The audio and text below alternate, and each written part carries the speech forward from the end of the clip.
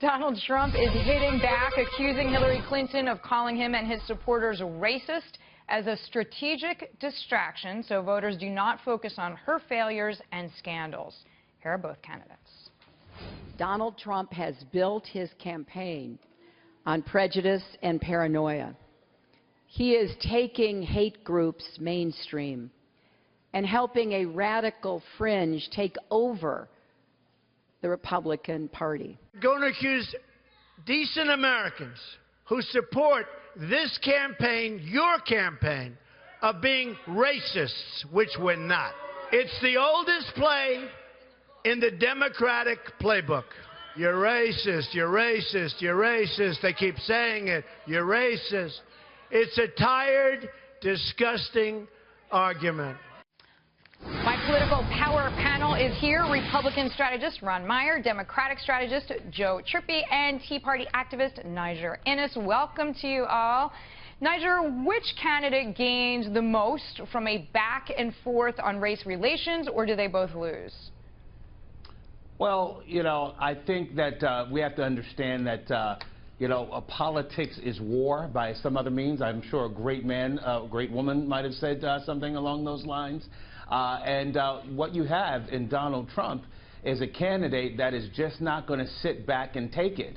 And, quite frankly, Republican candidates for president recently, all of whom I've supported 110%, they've often, because of a sense of political correctness, have just taken it. And here you have a presidential candidate, a Republican nominee, that for the first time in a long time, I think since Lee Atwater in the 80s ran H.W. Bush's campaign, that is not going to sit back and take it and is going to give as much as he takes. And I think at the end of the day, I think Donald Trump is going to win from this because Miss Hillary has kind of revealed her cards. Joe, as our Democrats, I am assuming you disagree, but I want to hear why.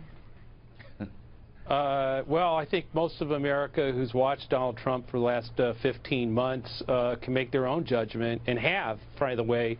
Over 66%, roughly two-thirds of the electorate view him and say they've got concerns about his bigoted and racist rhetoric. That's not me. That's not Hillary Clinton. That's over 60% of the American people have made that judgment about him. I don't think there's a whole lot he can do to unring that bell. He did that himself when he entered the race, attacking Mexican immigrants, illegal or not, as rapists and criminals, and all the things that he said along the way. I think, look, this is unfathomable to me that Trump would call Hillary Clinton a bigot and try to get into a war on who's the bigger bigot.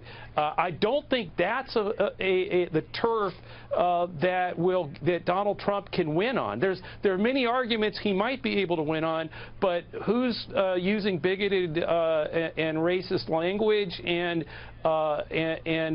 sort of energizing that activity, those interests in the United States? He's not going to win that fight, I don't think. But hey, go at it. He should just go crazy, I think. So Ron, well, he has. Let me ask you this. From race to corruption, WikiLeaks founder Julian Assange, not a fan of Hillary Clinton. He has made that very clear.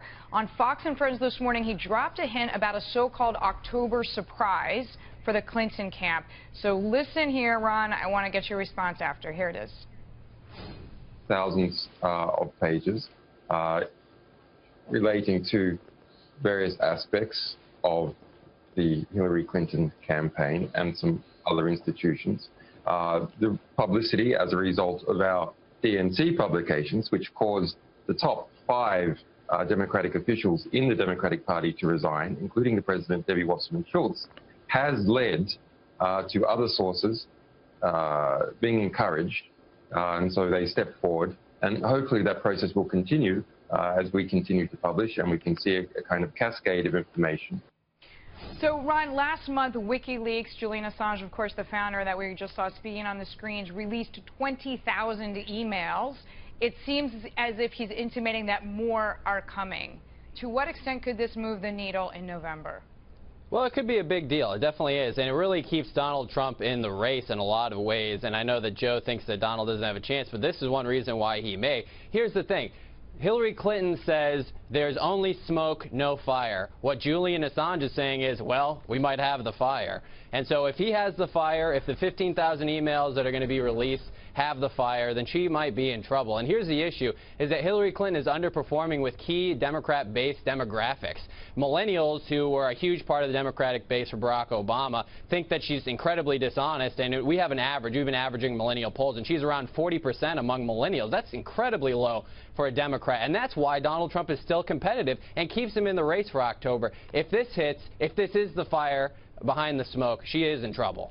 Joe, what would the party do? What would the Democratic Party do? You're a strategist. You work for that side. Let's just say there is true fire, evidence of fire in those emails. Then what? If I've been hearing about evidence for fire for 25 years and no one's found any, and particularly the last 2 or 3. So I don't think there's a whole lot of... But Joe Assange actually hates her. I mean, he's said that. Yeah, he sure does. And I think it won't be lost an amazing amount of tech power. Right, and it won't be lost on any of the American people about why he's doing what he's doing, and again, who's he doing it for? So we'll see. I'm not going to comment on on some stuff that no one knows exists. All right, fair enough. Joe, Ron, Niger, thank you very much.